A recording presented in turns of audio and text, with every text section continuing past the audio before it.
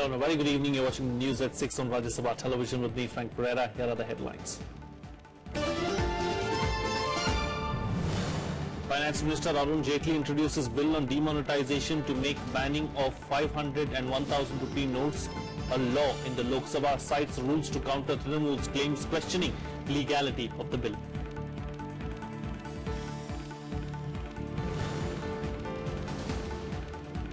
Centre asks Assam Rifles to ensure safety of Nagaland Chief Minister T.R. Zeliang. Violent protests continue in the state over announcement of 33% quota for women in urban local bodies.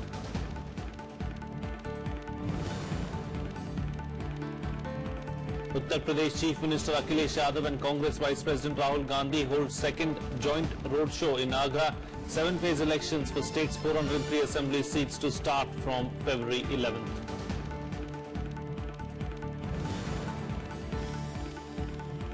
And US President Donald Trump's administration warns North Korea, says it will be met with an effective and overwhelming response if Pyongyang uses nuclear weapons.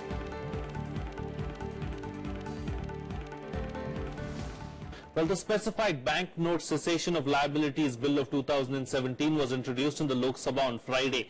The bill seeks to replace the ordinance on demonetization promulgated by the government in December 2016.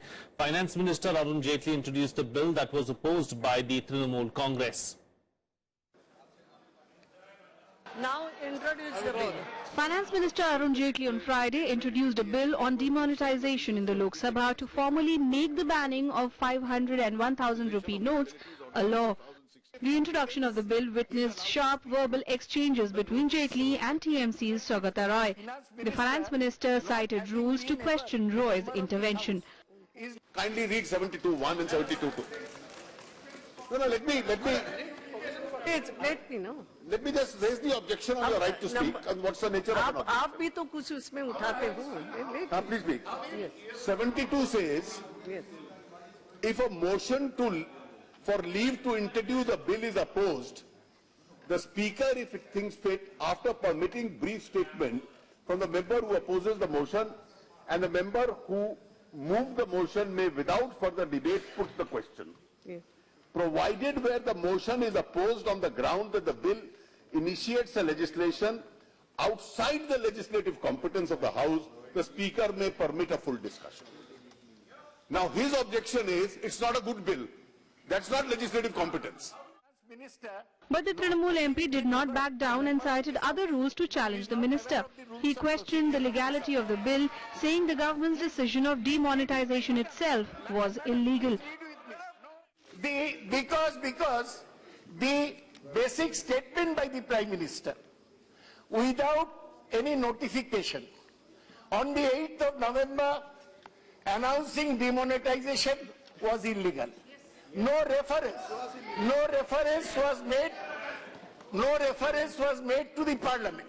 And again, Madam, you see subsection 1 of section 34 of the Reserve Bank of India Act 1934 on the liabilities of the Reserve Bank. The Reserve Bank writes on the note, I promise to pay the bearer the sum of ₹1,000 or ₹500.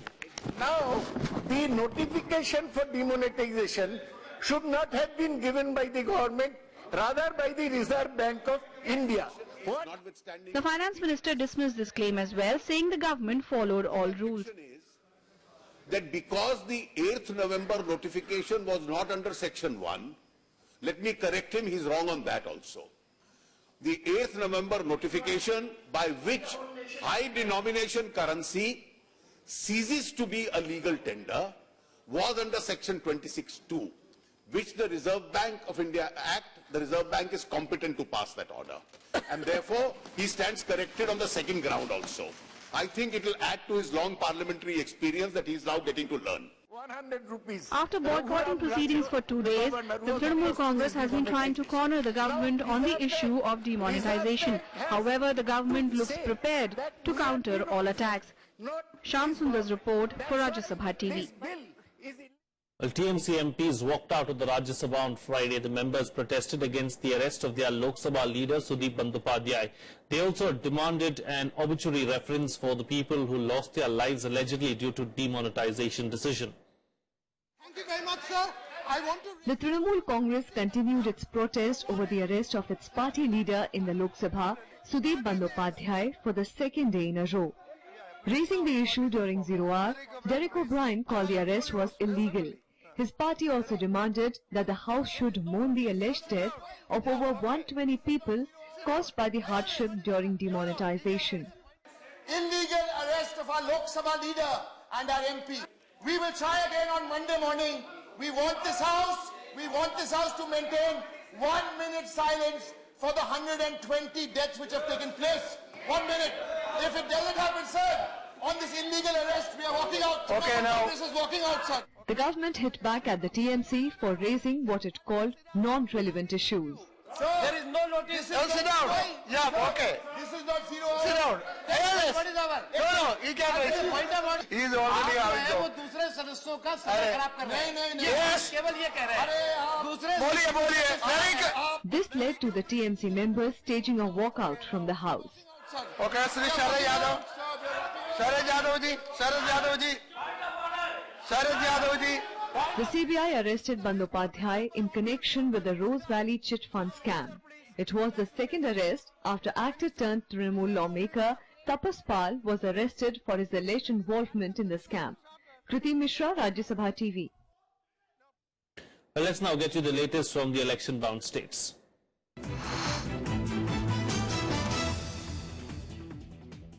With campaigning for Punjab ending on Thursday, the state is preparing for the big poll day on Saturday, which is February 4th. In Punjab, poll preparations are in place for elections to the 117 seats in the state assembly.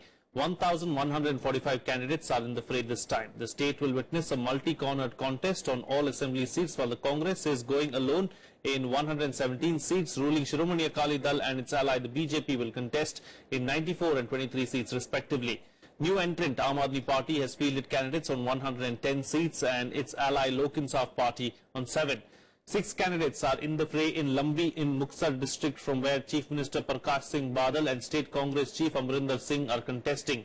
Over 200 companies of paramilitary forces have been deputed for the election in the state.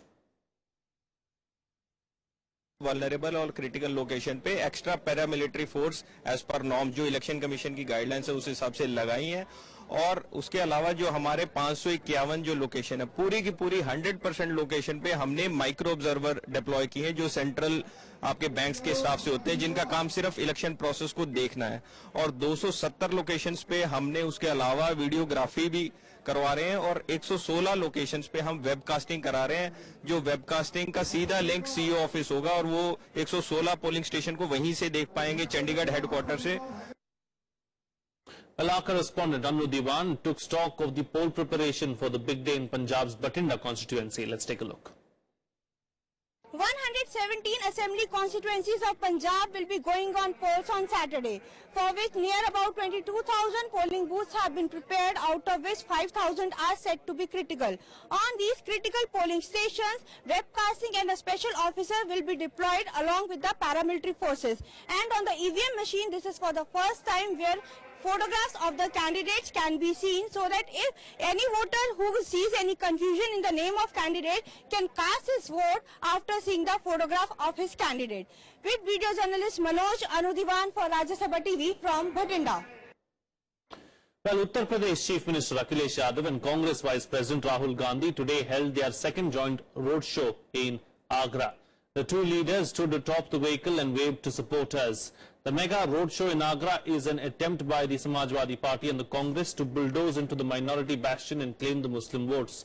This was the second roadshow by the two leaders after they held a joint press conference and a roadshow in Lucknow on January 29th. 7-phase elections for the state's 403 assembly seats will start from February 11th. The Congress and the ruling Samajwadi Party are contesting the election in alliance.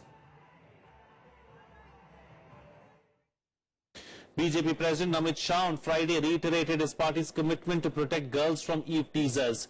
Terming Eve teasers as Romeos, Shah promised that anti-Romeo squads will be formed in every college across the state to save girls. Shah was addressing a rally in Uttar Pradesh's Meerut district where he criticized the Akhilesh Yadav government for what he called its failure on the law and order front in Uttar Pradesh. The BJP president also asked people to give his party a chance to form the government for the sake of development in the state.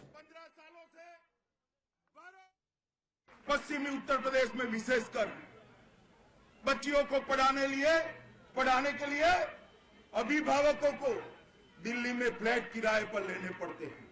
हमने तय किया है कि हर college पर anti Romeo squad बनाया जाएगा जो हमारी बच्चियों की सुरक्षा के लिए काम करेगा।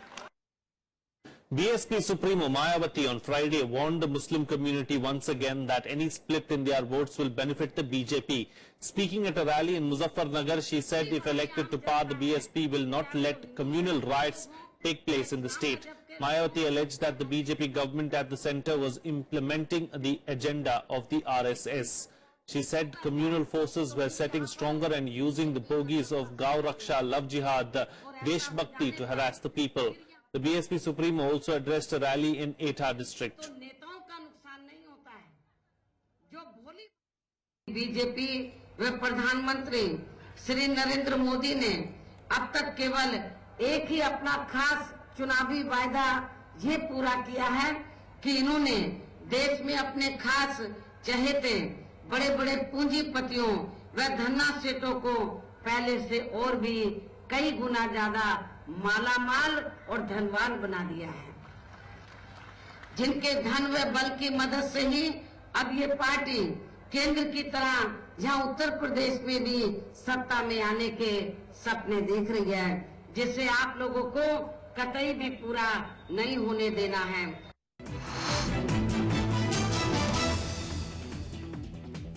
Normal life was crippled in the biggest town of Nagaland on Friday due to an indefinite shutdown against the proposed 33% reservation of seats for women in civic polls.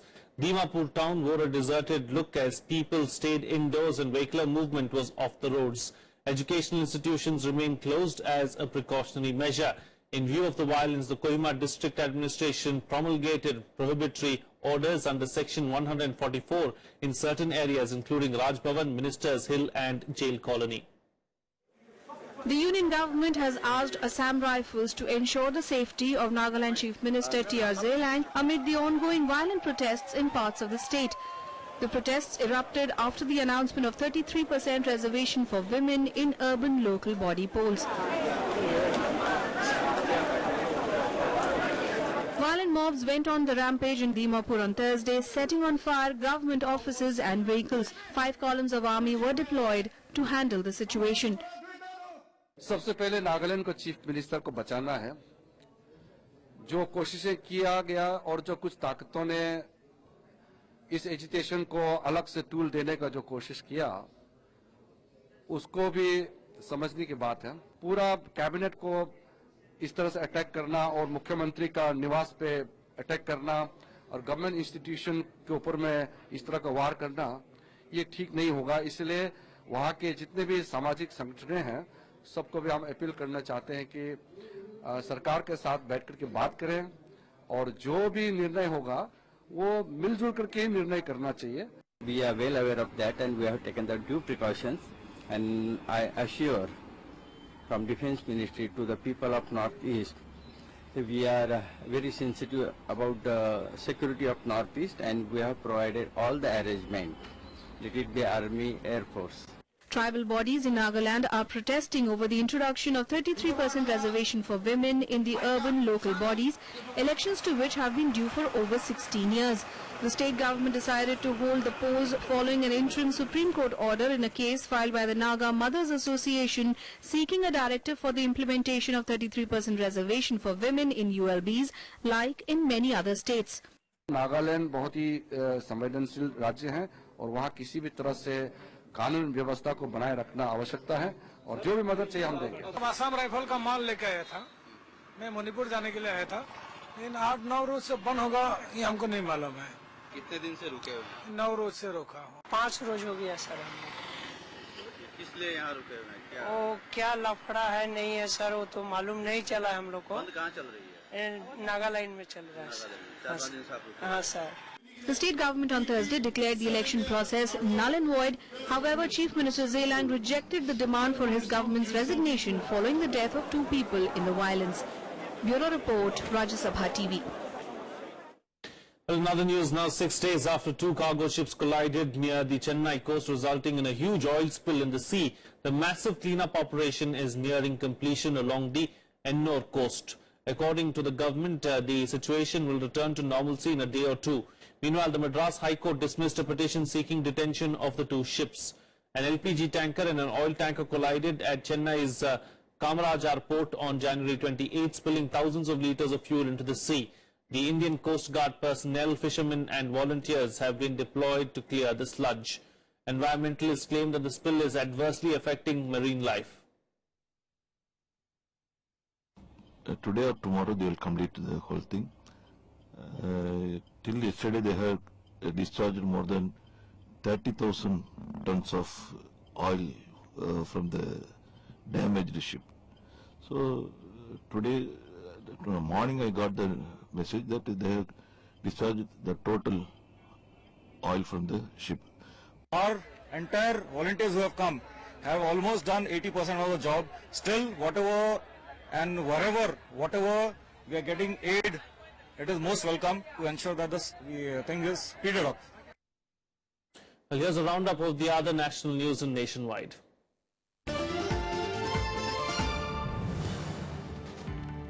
Bike-borne assailants today opened fire at Kadapgere Srinivas, the chairman of the Dasanpura Agriculture Produce Marketing Committee near Bengaluru's Yalanka police station.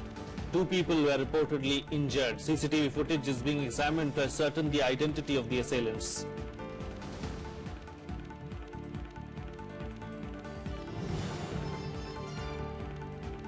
The Uttar Pradesh Special Task Force today busted an alleged online trading scam worth 3,700 crore rupees in which nearly 7 lakh people were duped.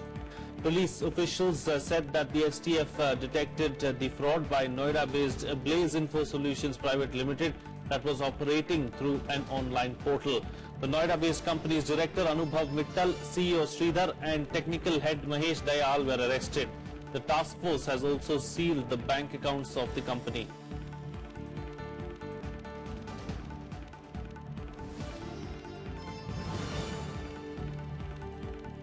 The toll in an under-construction building collapse today climbed to 8 with the recovery of another body from the debris. The relatives of some of the labourers staged protest outside the residence of the building's owner, Mehtab Alam, but were soon depressed or rather dispersed by the police.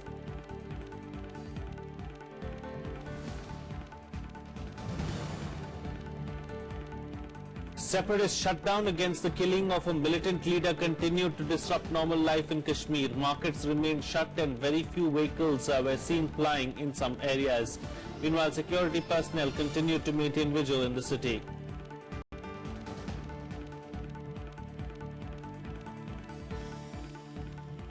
It's time for a short break now, but news and updates will continue on the other side. Stay tuned, we'll be right back.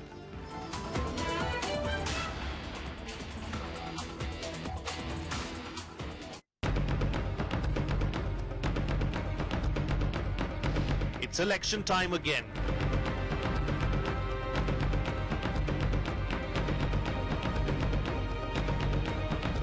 Voters in 5 states gear up to cast their votes. Catch all the action in Verdict 2017, Monday to Friday on Rajya Sabha television.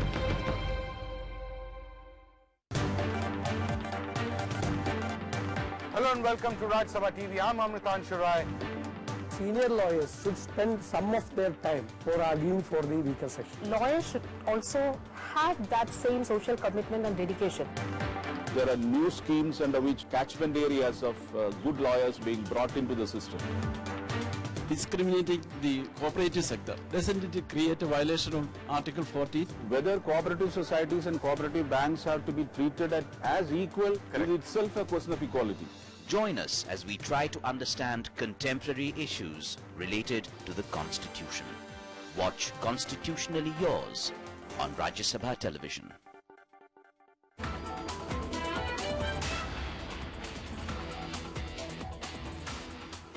Welcome back. You're watching Rajya Sabha Television. Well, Donald Trump's defense secretary has warned North Korea it would face a strong response from America if it used nuclear weapons.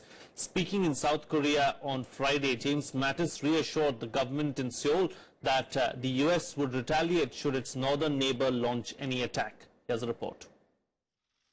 US President Donald Trump's defense secretary warned North Korea on Friday of an effective and overwhelming response if Pyongyang chose to use nuclear weapons, as he reassured Seoul of steadfast US support at the end of a two-day visit. Any attack on the United States or on our allies will be defeated, and any use of nuclear weapons would be met with a response that would be effective and overwhelming. Mattis's remarks come amid concern that North Korea could be readying to test a new ballistic missile in what could be an early challenge for Trump's administration. North Korea, which regularly threatens to destroy South Korea and its main ally, the United States, conducted more than 20 missile tests last year, as well as 2 nuclear tests in defiance of UN resolutions and sanctions. North Korea continues to launch missiles, develop its nuclear weapons program, and engage in threatening rhetoric and behavior. North Korea's actions have prompted the United States and South Korea to respond by bolstering defenses, including the expected deployment of a US missile defense system known as the Terminal High Altitude Area Defense in South Korea last year. China, however, has objected to the deployment, saying it will destabilize the regional security balance, leading to calls from some South Korean opposition leaders to delay or cancel it. 我们坚决反对美韩在韩国部署萨德反导系统，这一立场从来没有变化，也不会变化。这立场也是非常明确的。我们认为呢，美韩此举。 South Korean Defense Minister Han Min-koo reaffirmed plans for the deployment and said Mattis's visit to Seoul, his first trip abroad as Defense Secretary, sent a clear message of strong US support. 한미 국방장관 회담을 가진다는 사실 자체가 북한의 핵 미사일 위협에 대한 한미 동맹의 단호한 대응 의지를 나타내는 것이며 북한에게는 가장 강력한 Former US officials and other experts have said the United States essentially has 2 options when it comes to trying to curb North Korea's fast expanding nuclear and missile programs: negotiate or take military action.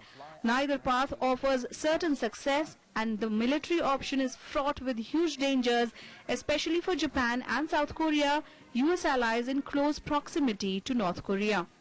Bureau Report, Rajya Sabha TV. Here's a roundup of the other international news and global buzz.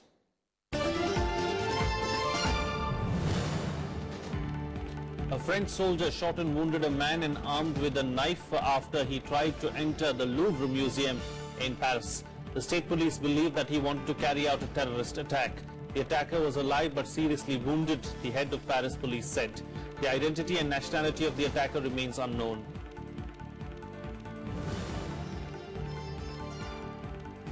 Leaders of the European Union are meeting in Malta on Friday at their first informal gathering of the year to discuss the flow of irregular migration from Libya to Europe. The European Council President said he spoke with other EU leaders about his bilateral cooperation between Italy and Libya. EU leaders are expected to agree on an immediate and concrete measure to stem migratory flows and save lives. Uber Technologies Chief Executive Officer Travis Kalanick for serving quit President Donald Trump's business advisory group on Thursday. Now, the CEO was under mounting pressure from activists who are opposing the administration's immigration policies. Critics included Uber drivers, many of whom are immigrants themselves.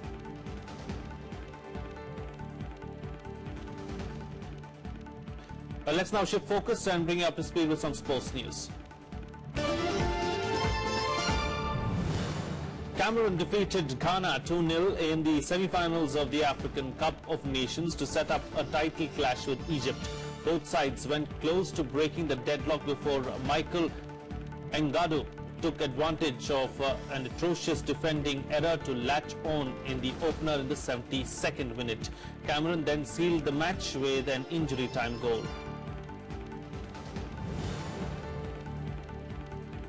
Nick Kyrgios and Jordan Thompson helped Australia take a 2-0 lead over Czech Republic in the Davis Cup. Thompson, playing in his first Davis Cup, scored a crucial straight sets opening victory against Giri Vasily.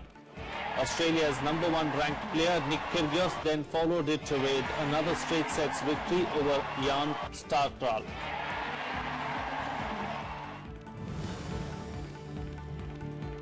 US golfer Tiger Woods has withdrawn from the Dubai Desert Classic before the second round because of a back problem.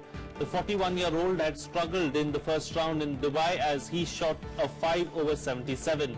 The 14-time major winner had returned to action in December after 15 months out following 2 back operations.